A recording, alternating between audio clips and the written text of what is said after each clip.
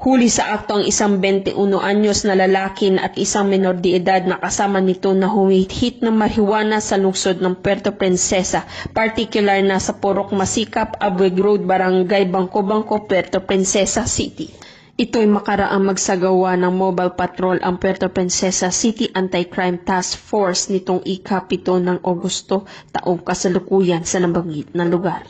Kinilalang nadakip na suspect na si Jam, 21 anyos, newly identified drug personality, residente ng Mabini Street, Barangay Masipag, Puerto Princesa City at isang menor de edad na hindi na pinangalanan. Sa patuloy na pagkapkap sa mga sospek, nakuha pa sa pag-iingat ng mga ito ang 2 pang plastic sachet na naglalaman ng pinatuyong dahon ng marijuana at tumitimbang ng 3.72 grams. Nakuha pa sa mga ito ang mga drug paraphernalias at motor na ginamit ng mga sospek.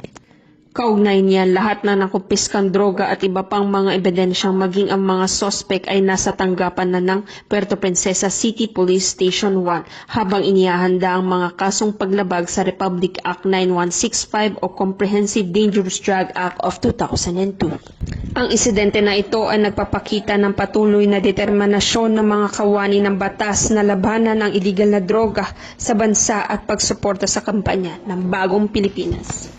Mula dito sa Calapan City, Oriental Mindoro, ako ang iyong PNN Correspondent Patrolwoman Eloisa Joy V. Beredo, alagad ng batas, tagataguyod ng balitang pulitika.